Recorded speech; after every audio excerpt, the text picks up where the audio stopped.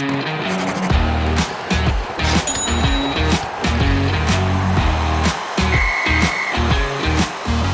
what's going on, everybody? Welcome to Fantasy Hockey Picks and Bets presented by Prize Picks. I'm your host, Chris Meaney. Thanks, as always, for taking the time to hang out. Happy Monday to you. 10 games on the ice today. Lots of action in the NHL. I got Eric Young hanging by. We're going to break it all down for you with some props, some picks, some bets, and, of course, we'll tackle it from a DFS standpoint as well. If you're just new to the show, welcome. Please rate, review, subscribe. Definitely subscribe to the Mayo Media Network if you haven't already. Smash that like button, as my friend Pat Mayo loves to say. Leave a comment. Maybe it's a question. Maybe it's a season-long question that you have. Rest of the season rankings and Week 5 waiver wire rankings, all at ftnfantasy.com. Use that promo code Meaney. And away we go here. But first, let's start with the Prize Picks play of the day. Check out prizepicks.com. MMN is the promo code to use. 100% match deposit of up to $100 when you use that promo code MMN. Check out prizepicks.com. Several different props there. Of course, there's 10 games on the ice tonight, so several different options to choose from. But across all of the sports that you love, you can mix and match as well. I'm going to take two guys that I think are just a little low here. It's kind of my theme when I give these prize picks. Of course, we have Connor McDavid in a great spot and Austin Matthews there as well. But Patrick Kane at 4.4 against the Red Wings and Braden Point at 4.1 against Florida. I'm taking the over on both of these guys. Let's start with Patrick Kane. This is a guy that I felt like was just getting disrespected in season-long leagues with all the injuries that Chicago had, but he's been better than ever, right? He's the same old Patrick Kane. He's got 22 points in the season, tied for the third most in the NHL, 57 shots on goal, fifth most in the NHL. Remember, you get 3 points for a goal and half a point for a shot. So I'm looking at volume shooters here, and Kane just gets about 3 or 4 shots every single game. So a nice floor there. He's got points in 12 of his past 15 games, 7 goals and 22 points over that span, 4 goals and 15 points over his last 8 games. He is scorching hot. I think that we'll get the over. I mean, he's been over 4.4 in 7 of his past 8 games. He's played Detroit twice this year, 4 points in 2 of those games. The line of Alex DeBrincat, Patrick Kane, and Pius Suter, these guys have been just straight fire. They've been a fun trio to watch. Detroit, pretty decent this year in terms of 5-on-5 numbers, but they've allowed the 6th most goals and the 10th most goals per game. Braden Point, 4.1. Not a lot to talk about here. It's the same sort of deal from last week, right? Just a guy who's hitting the score sheet every single game. Basically, I mean, 6 goals and 16 points in 13 games this year. He's got at least a point in 11 of those 13 games. Didn't have a point his last time out. Steven Stamkos didn't play. Looks like he potentially could return to the lineup today. That's good news for Braden Point. Steven Stamkos and Point, so good together. He's been over the 4.1 in 5 of his past 8 games. And Bobrovsky allowed 6 to Tampa. Just the other night on Saturday, he's allowed at least 6 in 2 of his past 4 starts. He enters with an .884 save percentage and a 3.33 goals against average. So the over on Braden Point, the over on Patrick Kane, MMN is the Prize Picks code to use. And with that, we are on our way. Eric Young, what's up, man? Happy Monday. It's a good Monday for hockey people. It's the apocalypse here in Nashville. There's some freezing rain and there's snow on the ground and everything is closed. I can't leave my subdivision because I have a poser truck that's rear-wheel drive, and there's a hill going out of my subdivision. So I'm trapped, and I'm going to have a great excuse to watch all the hockey games. I was going to watch them all anyways, but now at least I have an excuse. Jeez. Stay safe over there in Nashville. It's for sure. It's been a crazy few months for you over there in Nashville, and we'll talk about your Preds in a little bit. Yikes. You have to. For them now? Nah, let's save them. Don't want to get you heated off the top of the show. I don't want to get you heated off the top of the show. You're wearing that blue jersey, or I see you're just like keeping it calm, right? This calm, collected. Yeah. Okay. Season long. I know you're a big season long guy. Yep. Any players that you've, already grabbed on the waiver wire this morning, or anybody that you've cut loose early on? Yeah, I'll give a couple forwards and a defenseman to look at. I mean, one is Clayton Keller. I'm a guy that I drafted this guy all over the place. Got a big ticket from the Coyotes a couple years back. Early on, statistically, wasn't doing a whole lot, but shooting the puck a ton. This guy is a good shooter. He likes to shoot the puck. Him and Garland they got some kind of chemistry going. He is getting on the stat sheet almost every night and is probably not owned in a ton of leagues. So that's a guy to look out for. Defenseman is Michael Del Zotto in Columbus. Hits. He's blocking shots. He's shooting the puck a ton. He's playing quite a bit for John Tortorella right now. I think some of that has to do with Werenski being out, and he's back now. But Del Zotto has looked really good in Columbus as of late. So that's a guy that is probably very underowned in your leagues, and he could be available. And another guy that I think could pay big dividends quick, he's coming off the IR, is Joe Thornton. He's slotted to play tonight from what I read earlier this morning. He was playing on the top line with Austin Matthews and Mitch Marner, and anybody, even a pylon that's going to play with those two guys, he's going to touch the puck. It's going to end up in the back of that. They're going to accumulate points, and he's going to probably play on the power play as well. So that's somebody to look out for if he was dropped or you don't have IR slots and someone had to drop them to make room for a player that was playing. Those are some good ads right there. Yeah, those are some good ads. There's a couple I'll throw out at you just to make sure if some of these guys, I mean, they could have been dropped. Cam Atkinson is one. He's hovering around 50%. He's got goals in 3 straight and 4 of 5. He's got 12 points on the season. There's just a few guys that I feel like we always talk about, like Vincent Trocheck. This guy needs to be owned, guys. Just go and grab him. Andre Palat, Pius Suter, I mentioned. We talked about Pius Suter, I think, one of our very first shows when he had the hat trick, and that was fun. And then he went 3 games without a point. Everyone dropped him, and now he's centering Kane and DeBrincat, and he's scoring points. But there's one guy I wanted to bring up before we get into some picks today. Is just the number 1 fantasy hockey player over the past 2 weeks. Will probably surprise you. Now, this is in leagues with faceoffs, but if you don't play with faceoffs, he's still a top 10 player over the past 2 weeks. That's Jordan Staal. Jordan Staal, of course, if you play with the face-off wins, it's a plus. Even in banger leagues, it's a plus. But this guy's playing in all situations. A great deep league ad, I think. 4 goals, 12 points in 10 games, 6 in his past 3. So playing on the power play, playing shorthanded, is a guy that gets on the ice to take all those face-offs for Rod Brendamore, and just looks real nice with Andrei Svechnikov and Warren Foegele. They've shown some pretty decent chemistry. So just it was kind of a surprise, Eric, when I was looking. It's like, who's the best fantasy player over the past couple of weeks? Oh, it's Staal. Okay. Of course, it's Jordan Staal. It's Jordan Staal. But yeah, he's been pretty good. So if your league is deep enough and you're using those settings like hits and shots and whatnot, Staal could potentially help you out. But Vincent Trocheck would be the ad for me first on that Carolina Hurricanes team. And Nino Ryder playing good hockey as well. We'll get to the Hurricanes in a little bit. Let's start with Game 7 between the Coyotes and the Blues. This is literally Game 7. This is the 7th straight game these two teams have played. The Blues won the first one. Coyotes won 3 straight. And then St. Louis has won the last 2. So this is Game 7 tonight, Eric. We have Arizona plus 108, 8-6 against the spread. The total's 5.5. And St. Louis minus 125, 6-9 against the spread. Who wins Game 7 moves on to the next round? I think if I was to bet here, it'd probably be St. Louis. I just believe they're a more complete team. But Arizona has played everybody tough this year. I think they're surprising a lot of people. And it comes down to I believe, their goaltending. Darcy Kemper, since taking over there, has been unbelievable. This guy is a career backup. I think going there, he was slotted to be the backup behind Antti Ranta. But Kemper has taken over and not given up that crease. He's been really good. Yeah, he has been really good. I'm going to side with St. Louis here too. I think they're the better team, but you're right. Arizona has been very strong so far. They're hard to predict, man. They're one of those teams, and I don't know if it's the former years of the Arizona stink on them, but this Connor Garland has come out of nowhere. Me and you talked about him a ton last year just because he shoots the puck. If he can see the net, he's shooting the puck. And through a bunch of different people and channels are hurting him. He's, doing the TB12 diet and training like a lunatic in the off season. And he's the first one there and the last one to leave, and asking his coaches and trainers what I got to do to get better. If this guy isn't owned, he should be, and he probably is, but if he isn't, he needs to be grabbed in your league for sure. He is playing unbelievable right now. Yeah, 52 shots on goal, 6 goals and 14 points on the season. We've been taking the over on his shot prop. I didn't get it over the weekend. He had 2. He had a goal. It was called back, but he's right around that 3 number every single time. 3 before that, 3, 4, 6, 5, 6. So it's another guy. I'm not seeing him right now in DraftKings Sportsbook, but he could pop up a little bit later on. I would take the over on his 2.5. David Perron is there at plus money. I'm kind of off of Perron. Good guy. Yeah, I like him. We've talked about him quite a bit on the show as an over on 2.5. Usually gets that 2.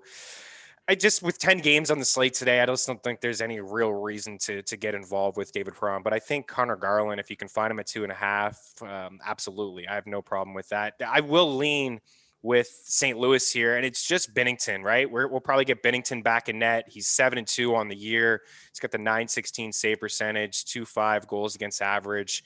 You know, he's been pretty solid, right? And he's got 2 wins here in this series against Arizona, not playing all of the games, but I expect them to go back to him today. So let's get Garland in there and let's get the Blues. And then we're just kind of on our way. We're starting our day. Do you want to go next with the Preds? Do you want to get them out of the way? Sure.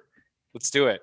I mean, I don't know, man. Maybe you can talk me into picking them tonight against Dallas, but I watched a little bit of their game against Detroit. I know Matt probably did too. I get both your guys' takes, but bounce back spot here or no thanks?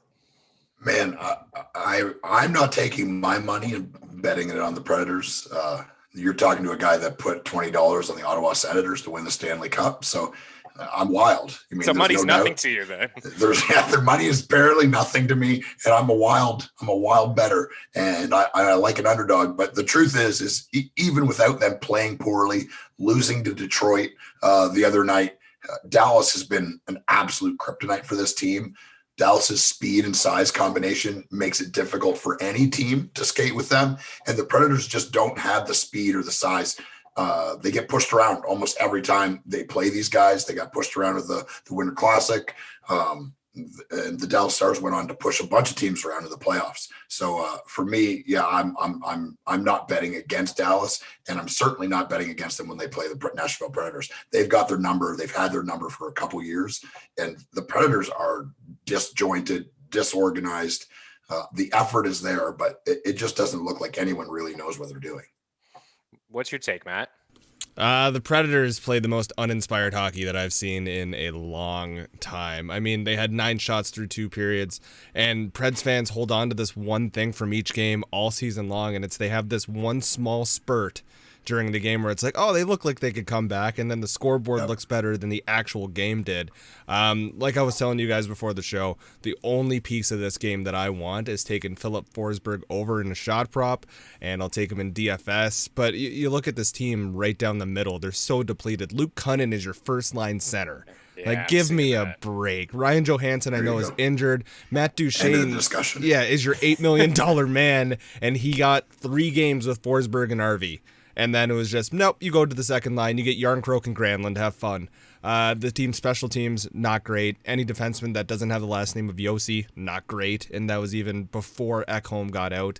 So the Preds need to show me something before I ever put any kind of money, whether it be Monopoly money, on them again. Jeez, tell us how you really feel. Yeah. So you'd still take Forsberg, even though it's at 3.5? Oh, yeah. Forsberg's been like an automatic go to the well every single time. Him and Pacioretty are my 2 guys. Yeah, Pacioretty. It was nice to see him hit the score sheet. I've been telling FTN subs, Pacioretty, goal. He's going to score here soon. He's going to score here. Oh, okay. Matchup against Colorado. He found the back of the net. But yeah, you're right. I mean, Forsberg, 62 shots. He has been the lone bright spot, right? I mean, even Victor Arvidsson, EY has been, I know you like him a lot. We like him. We like his style of play. He's a guy who shoots the puck, and he's had great seasons scoring goals, but he's not somebody that I would hang on to right now in season-long leagues, and seeing him dropped in quite a few formats. And I agree with everybody who has cut ties with him so far. So yeah, I mean, Forsberg, 5'3", 6'5", 8'3", 6, 5'3", 4.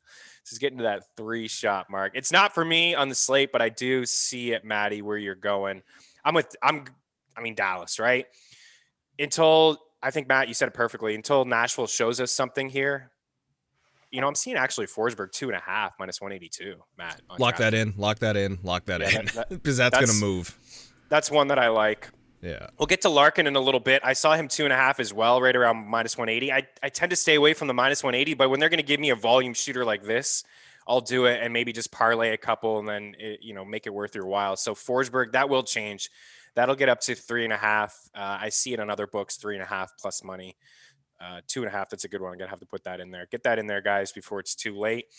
I don't even know if I play him on DraftKings, but I like that. I like that price. So Dallas for me, it's the pick.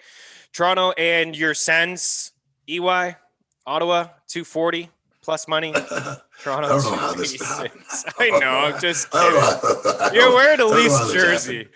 You're wearing a Leafs. I'm wearing a Wendell Clark jersey. Is there Oh, anything more nice. Leafs than that? Well, there's lots more things more Leafs than that. But yeah, they're not my Sens. I look at. I did put money on them, and I still believe that this team is better than they've showed, and I think they will get better as the year goes.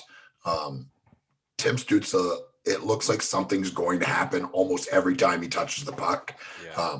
But look at, man, Toronto is a wrecking ball right now. And I get that they lost to Montreal, but they're showing that they can play other ways. And I don't think even, the most devoted Toronto Maple Leafs fan ever thought we would see a shutdown style. But we were talking before the thing, Chris, and I don't remember the number that you said about the chances, but they're playing a very responsible hockey games and possessing the puck. And with that kind of skill, most nights are going to end up on the right side of things if they keep playing this way. Yeah, they 5-5 goals. They've allowed I think they have the fourth best mark goals against per 60 minutes at 5-5. And they're tightening up a little bit. Again, we talked before we came on. I thought that Canadians and Leafs game was a little kind of this boring. It wasn't exciting. It wasn't overly exciting. They kind of played the same style as they played the previous time at the Bell Center on Wednesday, I believe. It was just kind of sitting back and not opening it up. I thought the Leafs really took it to Montreal in the first period, could have blown that game away, and then they sat back and Montreal kind of took it to them in the third. But it's hard to back the Sens here. I know they got the win over the weekend on Saturday. I think Matt Murray potentially could be back in the net here today. If he doesn't go, then you could consider the Leafs in the puck line. I don't know. Matty, you're a puck line guy. Are you going Toronto here? I just feel like I don't know. The Sens, the first series they played against each other kind of worried me because the Sens really enjoy to play the Leafs hard, and for some reason the Leafs just like to sit back against the Sens. And like EY was saying, Stützle's a phenomenal kid. I think that guy is going to have a hell of a career, and right now I'm real happy I have him in a bunch of long-term leagues. But point being, I won't take the puck line here as much as I like to. There's a few other spots I like more than this, but I'll take the Leafs on the money line in a few parlays, but nothing big. Yeah, I don't think I'm interested at all in this game, to be honest with you. I think if Murray didn't play, then I would consider the Leafs in the puck line.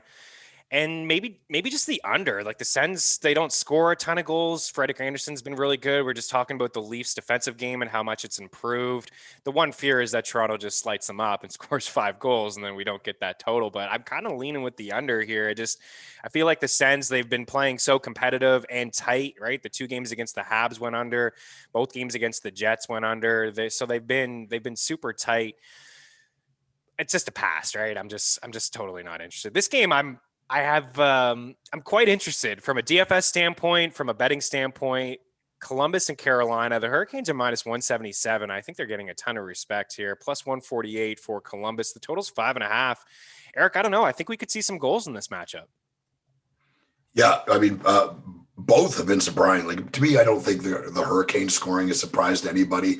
But when you have Jordan Staal playing like he's playing and scoring like he's scoring, that means that this team is dangerous, and the Columbus Blue Jackets have been better at putting the puck in the net than I think anyone thought. The addition of Line, it's turbulent after the first game, and he says something to the assistant coach and he gets benched for almost, half of the game. And you just got to shake your head. You're like, God, what in the hell is going on? And I get, you're the coach and you're running the bench, but at some point, we got to have star players want to play here instead of scaring everybody away and relying on everybody blocking shots and not letting any goals in. So, but it is an interesting game. I think, I would probably go under on the 5.5, but I mean, I could see it being over as well. That's pretty high for these two teams, especially with the goaltending. But yeah, I don't know. That's a tough one for me. Yeah, I mean, our guy Elvis Merzlikins has been activated from the IR. I thought he would play over the weekend, but it was back to Korpisalo. I think he's slightly better than Korpisalo. I like both of those goalies, but there's just been goals, man. Like Carolina's played to the over in 6 of 8, Columbus 4 of 5. These two teams played each other on February 7th and February 8th. It was a back-to-back. We saw 16 goals in those two games. It was a 5-6 win from Carolina, and then Columbus bounced back and had the 3-2 victory. So we had one under and one over. I just got that feeling, man, with the over. It's not one of my favorite plays of the night, but I like the over. I'm not going to get there with Carolina. I think that's, minus 171 is a little out there, but Reimer is 6-1, and you and I both, I think you agree that maybe he's slightly better than Peter Mrazek. I don't know. I think we both are on the same page that Carolina, like their Achilles heel is their goaltending. They need somebody to step up and be that guy if they want to make a legit run. But even Reimer, like I'm not super impressed with him over this stretch, Eric. Like the 8.89 save percentage, 311 goals against average. I mean, this is his opportunity here, and I don't know. I just haven't been super impressed with him. I think it was his opportunity, and I don't know if this is an old Toronto bias or whatever it is. I thought that this would be Reimer's chance to steal that net, and I don't think he did it. And looking back, before Mrazek got hurt, he was playing maybe the best hockey of his life. And I think when he comes back, it will be his net because Reimer just didn't take it from him. You know what I mean? He has been up and down, some games good, some games bad. Reimer has always been the kind of goalie where he's going to let in a goal that he shouldn't. And I think that he's never been able to shake that. And it's hard to play in front of a person like that and to play loose and to play relax because you're worried if you make a mistake, it's going to go in. This is going to be the one that he lets in that he shouldn't. I don't know if Mrazek is the long time answer, but I think it will be his net when he comes back because of how he played before he got hurt. I don't have the numbers in front of me, but I don't know statistically it was the best, but it seemed like it was the best hockey that he had played since being with Carolina. Yes, and we could get Alex Nedeljkovic in the net. I mean, he played pretty good against Dallas over the weekend. He had the W, so it's possible they go back to him, but he's allowed 3 goals in each of his past 2 starts too, so it's not like he's been amazing, but it's possible that they went back to him. But at the same time, you got the 6-1 record. Brendan Moore may say, all right, we'll go with Reimer. But I don't think it matters. I think we'll see some goals here. I feel like both teams probably get to 3. I'm looking at a 4-3 game here. 3-2 wouldn't get us over, but at one point, I feel like we may get a 3-2 game at one point. Maybe we get the empty net or get lucky or we get a tie, we get to overtime or something silly like that. But I'm going to lean with the over. We'll recap at the end, guys, with the favorite picks. I know a lot of people have been saying they've been trying to jot notes throughout the show, but we will recap at the end with the favorite picks. But that's one right now that I'm kind of leaning over. Shot props, you guys know I love Svechnikov. I always go to the over. Didn't get it the last time. This is a guy who's had at least 3 shots in 8 of 10. So I, just keep going back to him. I have no problem. He's minus 163 DK. May get juiced up a little bit. Atkinson's another guy. Maddie, I'm not seeing him, but he's another one that I just feel like a bit of a volume shooter. Are you feeling me on Cam Atkinson lately, Bess? I'm a big Atkinson guy. I like Atkinson as like a sneaky anytime goal kind of guy too. There's a lot of people just look at that team and think of anybody else. I mean, Roslovic has even leapfrogged Atkinson at this point, which I'm okay with because he's being a lot more owned in DFS, so I can just keep going back to Cam. I'm a big fan of that. I think I want to lean with EY on the under though. I like where the money is there, and I just, like EY said, it could easily be just a shootout among all shootouts. But the way these two teams have been playing, I could see the under here hitting. If you can find Trocheck shot props, sometimes it's plus money 2.5. This is another guy, volume shooter on that number 1 power play. I like him quite a bit. Like I would actually lean Trocheck plus money 2.5 shots, then Svechnikov 2.5 at minus 163. So I'd like both of those guys, volume shooters. Yeah, Cam Atkinson plus 300 anytime goal, 17-1 for first time goal. And yeah, Roslovic is 17-1 first time goal and plus 300 for anytime goal. That line has been really good. Both of those guys are straight up feeling right now. And Line is hitting the back of the net too, right? Say what you want about the ice time or lipping off to whoever the heck he lipped off to, assistant coach, whatever. He's been productive. He's scoring goals. It does look like they put it behind them, right? Like it's like He's a young kid. Everyone knows he's opinionated, and he's not afraid to say, like, look, you can't talk back your first game to the assistant coach. And he did, and Tortorella said, we're not going to tolerate that here. And that's that. I mean, hopefully it's handled. But I mean, the Cam Atkinson thing, like, he's playing on the fourth line to start the year. Now he's playing with Roslovic, who's hot, and Patrick Laine on the other side. Anytime someone plays with Laine, look, the defense is going to target in on him because he's such a good shooter. Offensively, every time he has the puck, it has a chance to go in the net. So Cam Atkinson playing on the right side right now, man, sign me up all day long. Yeah, absolutely. I wish I could. I'm surprised he's not there for a shot prop. You could see it in other spots, guys, in your books, 2.5. But again, I'd go to those Carolina guys first. But yeah, Laine, he's producing right now, and that's what they brought him over to do. Florida and Tampa up here next. The Bolts 165 on the money line. Home favorites, of course, and Florida plus 143, 8-5 against the spread. Tampa 4-8 against the spread for Florida. The total here is 6. So both games went over. This is the third and final. I mean, these two teams will play each other again, but this is a bit of a 3-game set, or a series rather, for these two teams. So Florida won the first one 5-2. I think took Tampa by surprise a little bit, and then the Bolts bounced back without Stamkos in the lineup 6-1. I think Stamkos is going to return. Nothing official yet. Keep an eye on that today. But I think another negative test, and he's eligible to return. So we could see him back in the lineup today. I like the Bolts here, but again, minus 165. This could get up. Once you hear the Tampa news, this can get up to minus 177, minus 180. Make a case for Florida. Do you have one? It's hard for me to make a case for them when they're paying $10 million and a guy lets in 6 goals. Right. Gee, he's just not good. This is one of those franchises, like, you just scratch your head. I mean, like, sometimes you watch these play, like, Barkov is maybe one of my favorite players to watch. I'm gonna curse the Seth Jones pick. Look, I know that he's a great player, but Barkov in Nashville, I mean, I think that you're talking about possibly them having a Stanley Cup, possibly talking about them being, a top 5 team. Look, at Johansson's a good player, but Barkov is incredible. He's incredible. And I like watching Florida play, but the reality is I'm not betting on money to them to win a game because their defense is not great and Bobrovsky can't stop anything. No, he can't. And look at the game log for Bobrovsky, and it's like, okay, he had the 2 good games against Detroit, but it was against Detroit.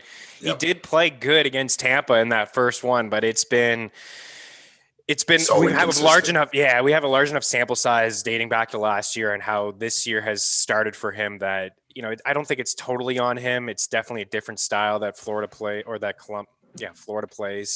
as opposed to the style that Columbus played when he was there in his last couple of years with the Blue Jackets, when he was amazing and he got paid like he was amazing. But yeah, for me, it's just Tampa. I think we can move on.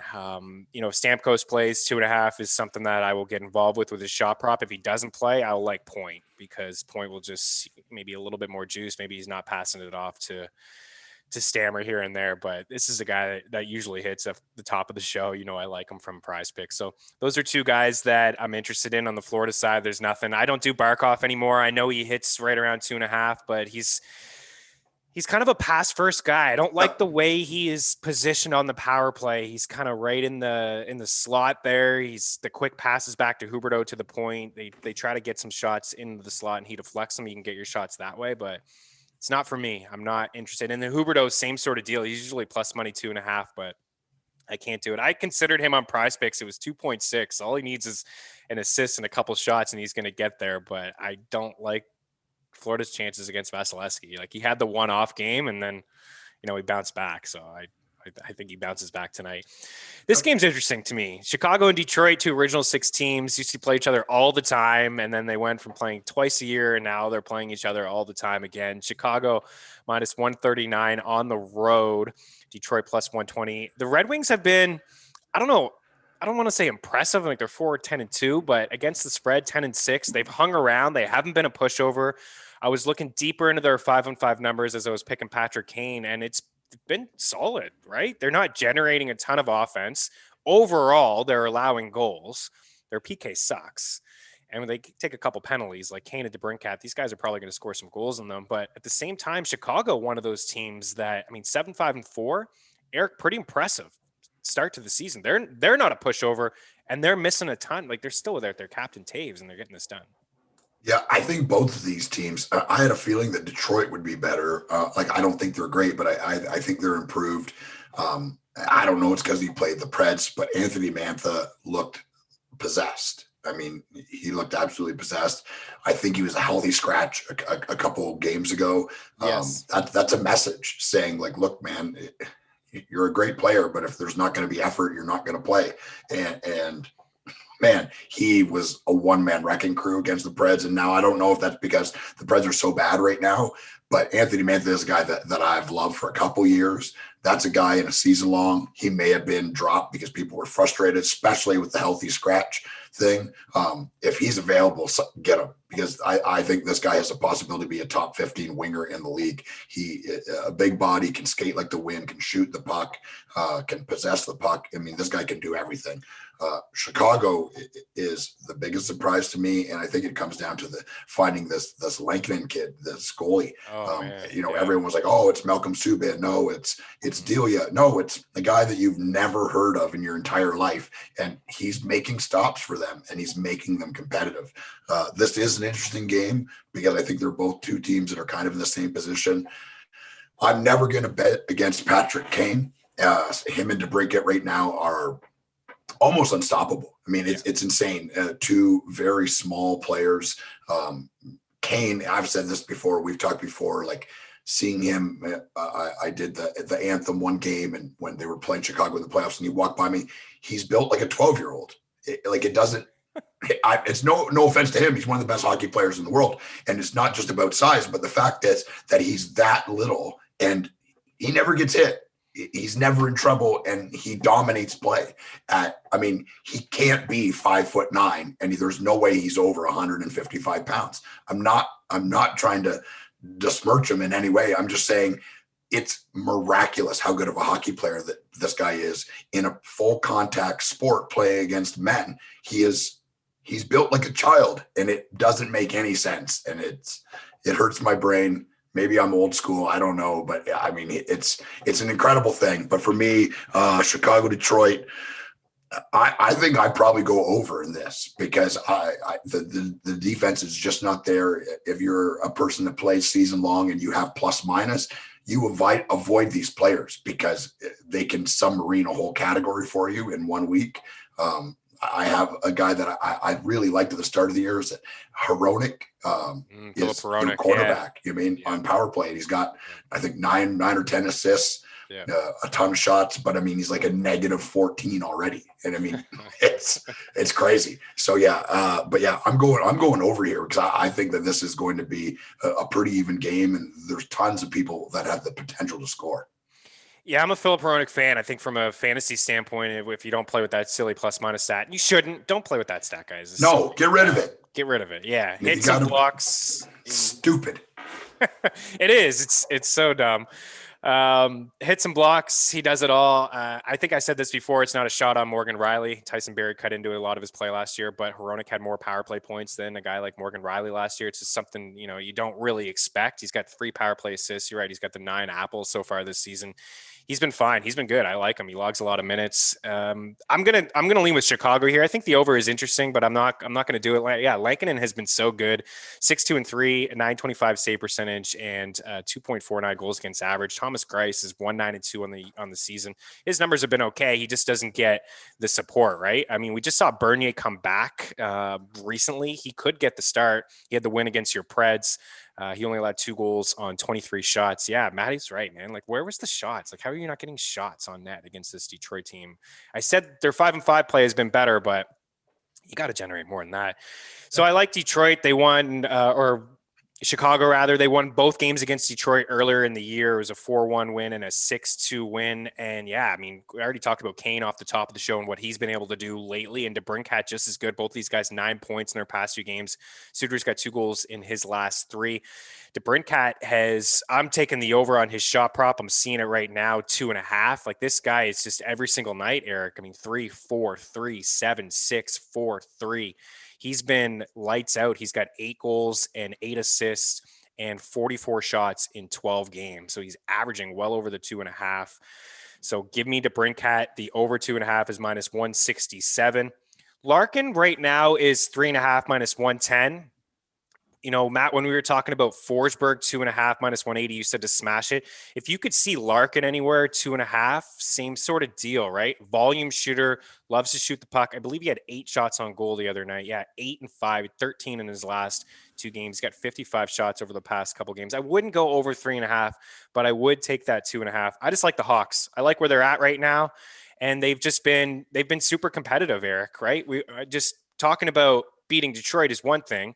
But hanging around with all these other teams, they beat Dallas twice, 2-1 games, both of them back-to-back. They got the split against the Hurricanes. They got the split against Columbus. They somehow lost both games to your Preds. And then they got the split against Columbus again. So I've been impressed with them. I'm going to take them tonight, Chicago minus 139. Islanders and Sabres in here next. Buffalo hasn't played in 2 weeks. January 31st, the last time that this Sabres team suited up. What do you expect from them tonight? I mean, the reality is who knows?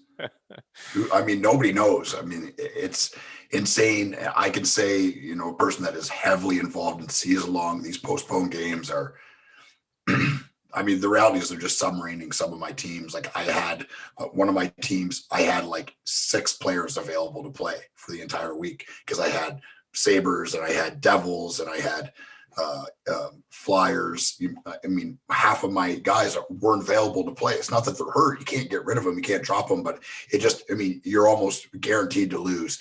And I don't know what the strategy is because we've never dealt with anything like this. The reality is some of those games might never be played. You know, they might get to the end of the year and be like, look, you're in 6th and 7th place and you guys playing this game doesn't matter. Well, it matters for people that play fantasy and nobody seems to care about that except for me. But it's a wild year. It's so hard to predict. And predicting the Islanders versus the Sabres tonight is, I mean, to me, I'm not ever going to bet against the Islanders to win because of the Barry Trotz, the defensive system that they play. And the goaltending has always been good because of the glory whisperer, Mitch Korn. Buffalo they looked okay, you mean, before they stopped playing. But like you said, like, I feel like the Buffalo Sabres haven't played in a month. That's what it feels like. It's crazy. Yeah. Well, it's been half a month. Yeah. They haven't played. I can stick to my rule and just kind of stay away from the Islanders. I don't bet them. I don't bet against them. I have been impressed with them lately after they went on a bit of a slide, right? They didn't look all that great. And then they bounced back and they've won 3 of their past 4. They beat the Bruins 4-2. They shut out the Rangers and then they beat the Penguins. So they had a bit of a split there between the Penguins. I think the under is the play here, right? The Sabres have been stingy, 5-on-5. They haven't given up a whole lot. They got Jeff Skinner on that top line tonight. Need to get Jeff Skinner going, right? He just signed that massive contract a couple of years ago, making $7+ million. He's not doing anything, but he hadn't really been given the opportunity, I didn't think, Eric. They're not using him properly. I'm not in on him in a season-long standpoint. I probably wouldn't play him tonight DFS against this stingy Islanders defense and Varlamov and how he's playing too. But it is nice to see him just get an opportunity back with Eichel to see if he can get going. He scored 40, I believe, a few years ago. And his first season with the Sabres, he was awesome. But he's averaging 3 fewer minutes than he did in that 2018 season when that was his first year with Buffalo and he's really good. But I think the play here is the under. I just not going to lean any way. If I had to lean, I would go Islanders. I mean, I don't want to say that the Sabres are going to be super rusty. We've seen teams with this layoff look great out of the gate, look fine. I mean, Dallas was one. I know that was their first couple games of the season, but I wouldn't be shocked if there was a lot of giddy up in Buffalo step and some energy and they look, fresh and good. But I think the under 5.5 is one of my faves today. I think we get there. Anders Lee, guys, going to just continue here with Anders Lee as another guy who hit the over 2.5 on the weekend with 4 shots. He has hit the over in every single game but one, and he's hit the over in 8 straight games. So why not? 2.5 minus 143. Jordan Eberle is interesting, 2.5 at minus 106, but I think Anders Lee is the play. Matt, do you have a feel in this game? I really want to take Buffalo here plus money. I don't have any super rhyme or reason. I'm a big fan of stacking up that first line with Skinner and Eichel again. Skinner has been in the doghouse for far too long. Taylor Hall's been consistent with Stahl since he's been with him there. It's just the depth of this team scares me. The defense doesn't scare me as much as it scares other people, and the goaltending obviously is a tire fire, but that's a story for another day. I just think the Sabres, after not playing for so long, if you're going to give me that much on plus money, I feel like I got to give them a whirl here. They're not going to be a core play for me. Like you said, the under is a core play, but I'm going to have a sprinkle on the Sabres money line, definitely the puck line. All right, 3 more games to talk about, then we'll finish up with some DFS picks for you guys. Winnipeg and Edmonton here. Eric, the Oilers minus 136. They've won 6 of 7. They've tightened things up a little bit themselves as well. I thought it was an interesting comment from Draisaitl. Everyone thinks Toronto and Montreal's the best, but we beat both of those two teams. So where does that leave us? It's a weird comment, Draisaitl. You also lost to the Sens. Winnipeg plus 117 on the road here. 6.5 the total. What do you think, Eric? Goals? I think there will be goals. I mean, it's hard to say that when Connor Hellebuck's going to play, but that's another thing in season long and even in betting lines and stuff. Like the goalie starts and stuff, it's just like it seems like it happens so late in the day. Left Wing Lock was an app that I used all the time to kind of use who was going to play and stuff. And they've been wrong 50% of the time. I mean, it's so hard to predict. You have to be on top of and see who's playing. I mean, the reality is it's probably 90% chance that Connor Hellebuck's going to play, but I still have a sneaky suspicion on the over there. Yeah. And they got Koskinen in there. I don't think there's any reason not to play Mike Smith. Right. I mean, we could say whatever we want about Mike Smith, but in the 2 games that he's played, he's been amazing. Good. Yeah. He stopped 27 to 28 against the Sens. You play Mike Smith when he's good Mike Smith. Yeah. 38. He had a 38 save shutout against the Habs. I picked him up in our salary cap league, making 1.5. I'll take that. A cheap goalie, whatever. Yep. I have no problem with that. And not that I'm crazy. I'll trade you for Thomas Greiss. Yeah, no thanks. I get a better chance at W's, I think, with Mike Smith. Yeah, yikes, EY. Yeah, I think I don't have a strong feel with this game. As good as Mike Smith has played and Connor Hellebuck, I do feel like maybe the over would be the play here, but 6.5. But again, it's not in my core. We'll recap towards the end, guys. But there are some shot props like Nikolai Ehlers. If you can get him at 2.5, he's usually my favorite jet to play. Or if you can get Connor at 2.5, I'm seeing him 3.5. So Kyle Connor, I'm not interested in that. But the Scheifele, Kopp, and Ehlers line has been consistent. I know Kopp has slowed down a little bit in terms of production, but that is the line I think that I would target from a 5-5 standpoint.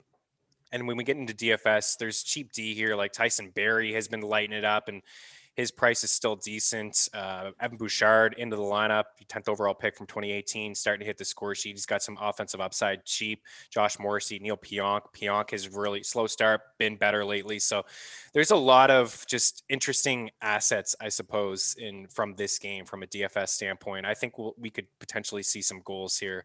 I'll lean with the Oilers. They're just playing good hockey. Like I said, they've won 6 of 7. They beat the Habs there in their last game. They beat the Leafs. A couple wins against Ottawa will, 4 wins against the Sens will, make you hesitant a little bit and how good they've been, but they have been a little bit better. They've been tightening things up just slightly. Calgary and Vancouver, another one here. Canadian teams going toe to toe. The Canucks finally got a W, Eric, the last time out. These 2 teams have played each other quite a bit over the last few games. Is this now Vancouver got the win out of their way, feeling a little bit better? Do you think that maybe they can get another W, or do you feel like Calgary maybe bounces back here? Yeah, I think Calgary bounces back. I just think anytime Vancouver plays Calgary, you're going to get Markstrom's best effort for a team that, look, they didn't abandon him, but the reality is that was his team and they let him go. And, athletes don't forget that kind of thing. And they are professionals. He's going to say all the right things and stuff, but deep in his mind, every time he plays Vancouver, he's going to want to make them pay. And anytime Markstrom is motivated, sign me up for the Calgary to win that game. Yeah, still looking at Vancouver as a whole. They're top 5 in every single 5-and-5 metric, like high danger chances against, scoring chances against, goals against, shots against. They're still giving up a lot of opportunities. This is the third straight time these two teams have played. The under has hit in every single game. I'm not into the over just because of how good Markstrom is, to your point. Oh. A 3-1 victory from Calgary in the first meeting, and then a 3-1 victory from Vancouver. They'll play each other tonight, and they'll play each other one more time on February 17th. Looking at it overall, just looking at the high danger chances against 5-and-5, it's all the Canadian teams. I feel like Winnipeg up at the top, Vancouver 3rd, Ottawa's 5th, Toronto 8th. Even though they haven't allowed a lot of goals at 5-and-5, they're still giving up quality chances. It's just credit to how good Frederik Andersen has been so far this season. Okay. Calgary is the pick for me too.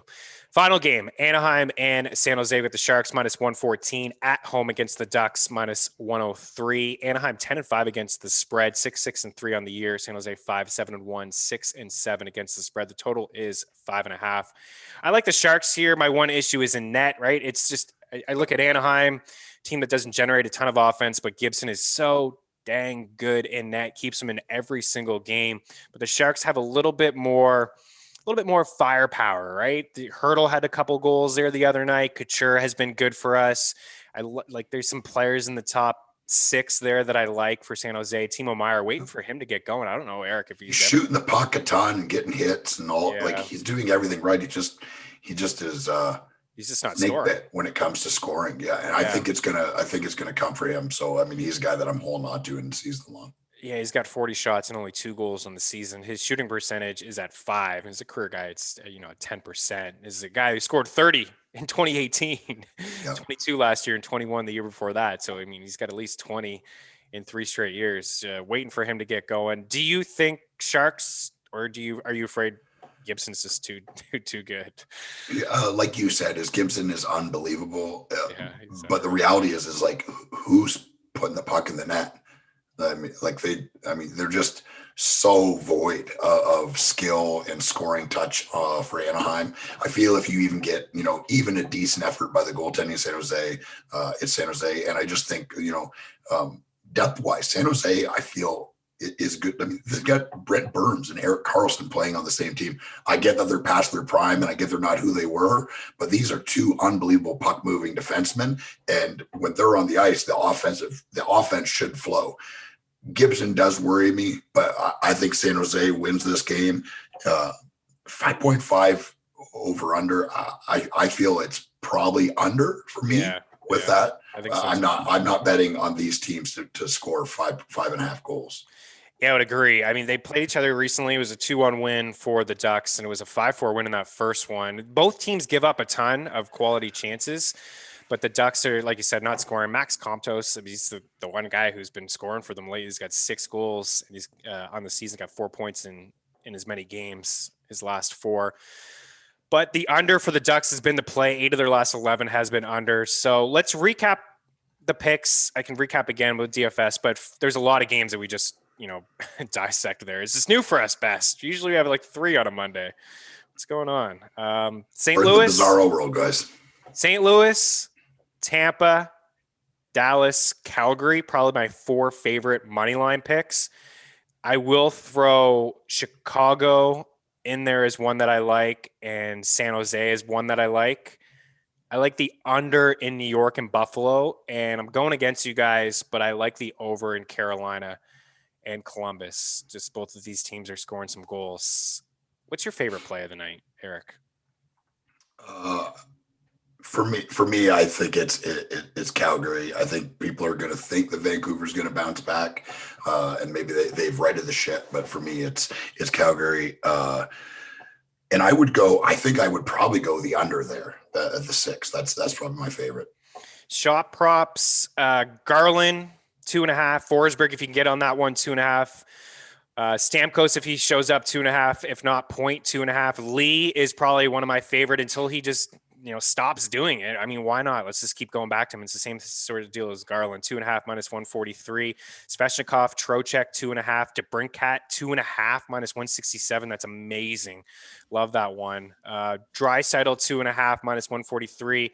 Matthew Tkachuk, if you can find it. Elias Lindholm on DK is plus 115. This is a guy who's been shooting the puck quite a bit as well. Him and Matthew Tkachuk looking real good together so far this season. And Logan Couture 2.5 is plus 100. From a DraftKings standpoint, let's go to the centers. We got McDavid 9K, Matthews 8.8, Draisaitl 8.4, Eichel 7.7, Pavelski 7.2, Point 7K, Scheifele is at 6.9, Couture 6.8, Barzal 6.7, Trocheck 6.6.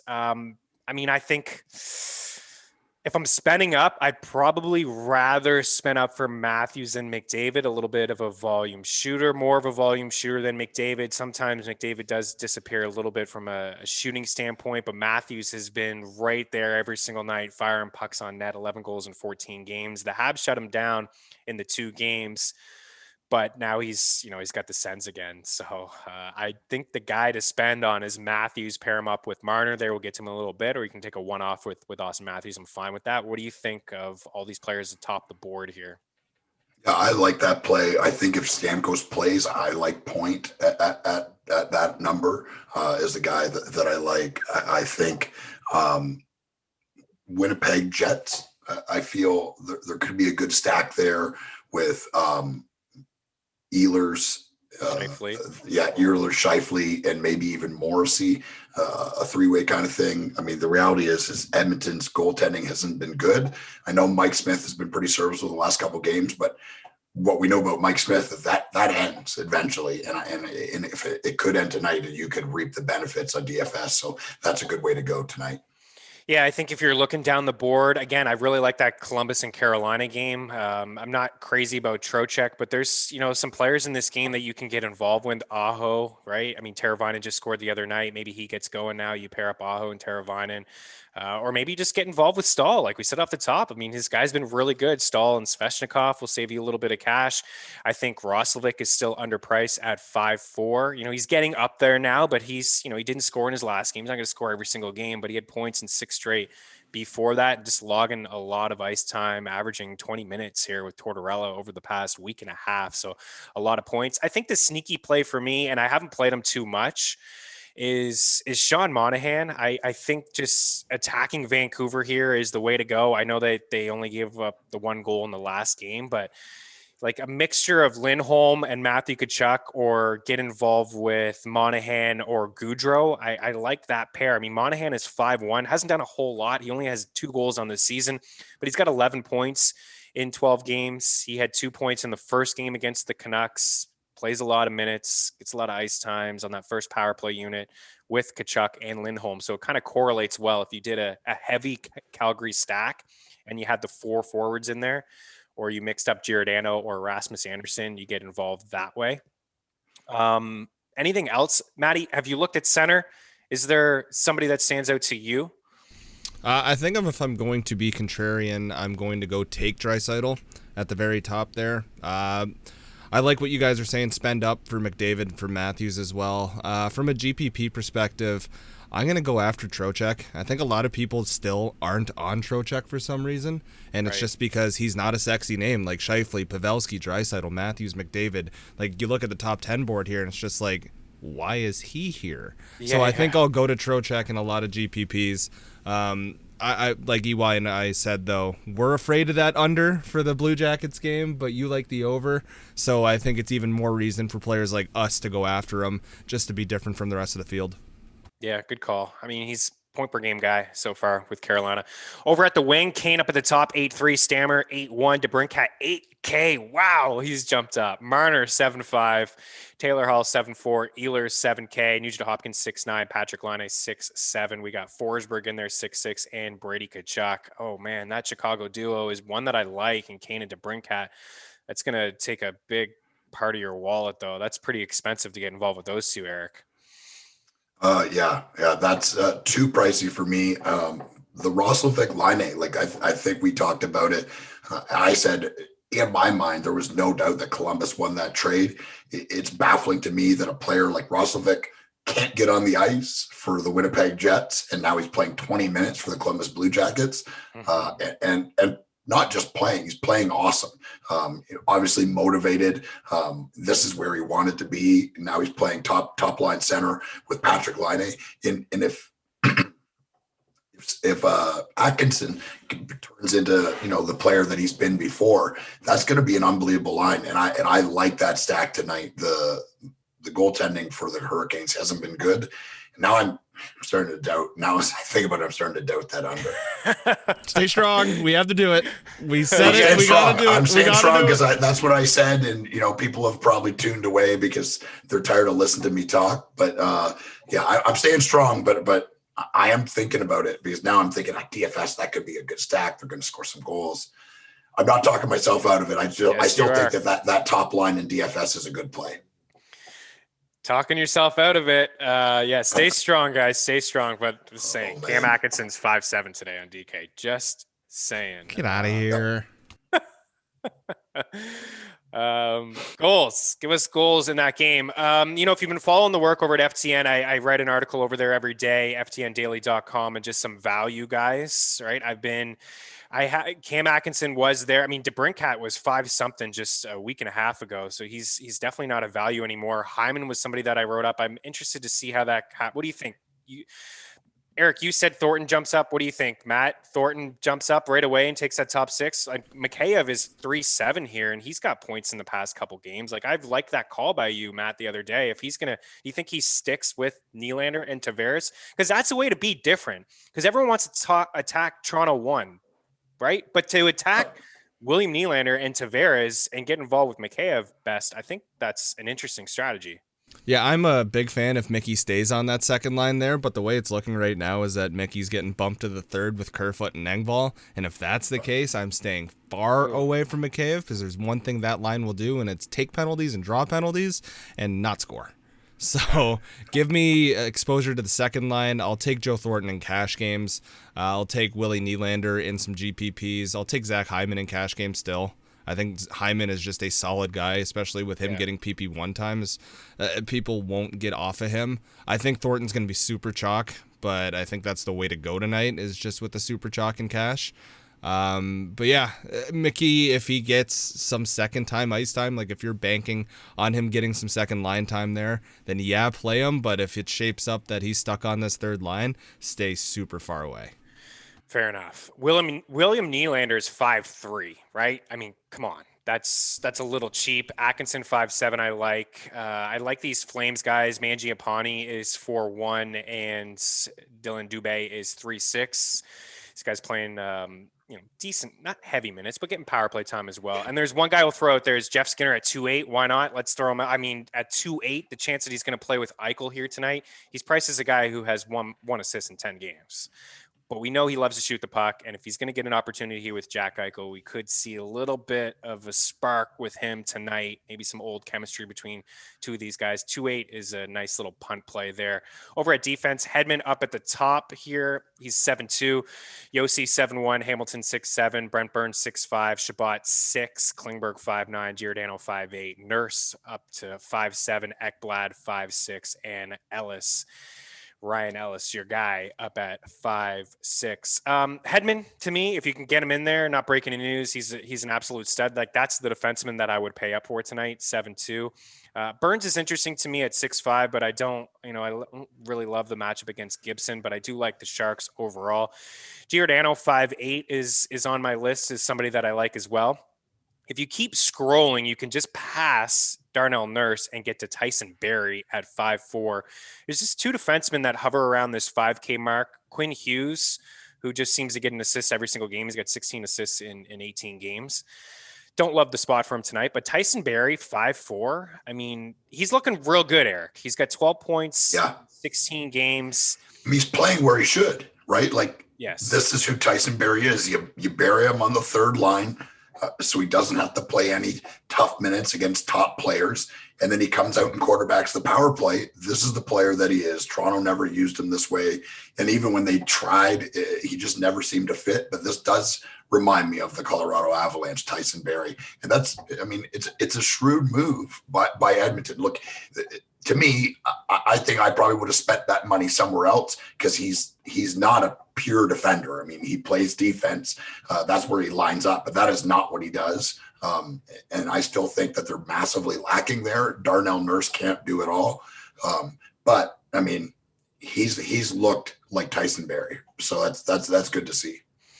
It is. Yeah, he's got 10 points in his last 8 games, shooting a puck a lot. 4-3, 5-4, 5-3-5. Those are his shots. Like, he's got at least 3 shots in 7 straight games. So he's putting the puck on net. Goaltending, I feel like we've gone a little long here just because there's been so many games. They're not used to all this. Wow. Anderson's 8-5 at the top. Reimer 8-4, no thanks. Vasilevsky 8-3 if you can get there. That's definitely the goalie that I like the most at that price. Varlamov 8-2. Nedeljkovic, if he starts 8-2, I just think goals. I'm not going to try to talk myself into that. Yeah, I'm kind of just spending up at the top here. Like Mike Smith, 8K. I'm not interested. Markstrom I like at 7-9. I think he's an interesting price. Martin Jones is just way too risky, guys. Even though the Ducks don't score a lot of goals, he can just ruin your night in a hurry. Lankinen, I think we can continue to go back to him. He's 7-8. Yep. Connor Hellebuck is an interesting GPP play just because the Jets have allowed the most, they're top 5 in allowing rubber at 5-on-5 and scoring chances. So it can ruin your night, or you could win a GPP from Connor Hellebuck because that save bonus really could be the difference for you if you can get the 35 save bonus. I mean, he had 41 saves against the Sens just the other night. So if you can get that save bonus, you're fine. But Gibson in here at 7-6 is very interesting. You probably wouldn't go to Renner or UC Saros, but 7-4 are interesting prices for him too. If you're looking for a cheap play, I think even though I like the goals, like Korpisalo at 7K or Elvis at 7K, like these guys, to me, anytime I can get a goalie at 7K, 7-1K, and what I think could be a coin flip game, not too worried about the win. I would like to get some saves. Those are strong goalies. Like, they're fine goalies that they could get you the save bonus as well and save yourself some cash. Is there a goalie, your favorite goalie of the night, Eric? Mark? Yeah, I mean, for me, I like the Merzlikin. If he plays, he's projected to play by left wing lock right now. But like I said, it's been all over the place. Not knowing, for me, if you're going to pay up, I'm paying up for Vasilevsky. And I'm probably not even really thinking about it. And if I'm looking to save, then I'm going with Lankinen. I mean, the Detroit Red Wings are improved, but they're by no means shooting the lights out. And he has been, I think, the surprise of the season. I mean, this is a guy that wasn't even on the starting roster, was on the taxi squad, and has taken that net. And there's no way that they're playing Subban or Dahlia over him. He's going to play a ton of games, and he's been really, really good. Yeah, he has been. I'm all about him. All right, Maddie, final words for you, DFS, and then take us into the record and we'll recap here. Final words for me. My biggest core play is just taking the Stars against the Predators. Until I get proved wrong with that team, they're going to be in every single team. I'm seeing that the Forsberg shot prop has actually moved on a couple books already. Yep. So people are finding that one out real quick. Garland is my favorite shot prop, close tie with Lee, and I will go back to the well 0.5 over assists on Braden Point. Anyways, going over to your record here, you're now at 40-60. You went 2 for 4 over the Friday game or over the Wednesday game. Friday games. You missed on the Rangers money line, but you got the over-under there. You got the Blues on the money line, but you just missed on the over-under there, which brings you to 40-60, which is, I think, 66%. Okay, we'll take it. I did circle back. Give me the loss, but just follow back. Reach out at Chris Meaney if there's any changes you see guys coming out of the lineup, all of a sudden a goalie scratch or this guy. I circled back on this YouTube page of the Mayo Media Network, and I think somebody had asked a question, do you still like the Rangers with Panarin ruled out? Said no, take the loss, but follow, always, if you have a question, I will always circle back, on their YouTube page. So if you have a question, leave it there or at Chris Meaney, or if you're part of the FTN family, we have the Discord chat there. We're pretty active, all talking and communicating when things do change like that. Just like last night, had Vegas doubled down when I found out Cale Makar wasn't going to play. Actually, they held their own, the Avs, without missing a lot of bodies on defense. They're a strong team, man. Okay, so recap here. St. Louis, Tampa, Calgary, Dallas, like Chicago. Like the under in New York and Buffalo. And I like the Sharks tonight, but I like the under there. I like San Jose to get it done. My favorite shot prop probably is DeBrincat, 2.5. I like DeBrincat. I like Lee. I like Garland. I like Matthew Tkachuk and Elias Lindholm, Couture. Lots of shot props, guys. Svechnikov, Trocheck, like those guys. And if Stammer gets in, I think he can get involved. Anytime goals, Matthews minus 155, Stamkos plus 133, Lee's plus 245, Svechnikov 205, Kane is 160, Ehlers is 250, Lindholm is 210. And, a lot of those anytime goals, I think you can take shots first goal. Svechnikov is 14-1 and Patrick Kane is 10-1. Eric, always a pleasure, buddy. Final words from you. No, happy hockey. Enjoy. I mean, we're not ever going to have this many games on a Monday again. So take it in stride. It's a crazy world out there. Lock yourself in your house like me and watch them all. Enjoy the hockey. Use that promo code Meaney if you want to get involved over at ftnbets.com. Also promo code MMN for prizepicks.com. Good luck on the ice tonight. Enjoy, and we'll catch you on Wednesday. Cheers.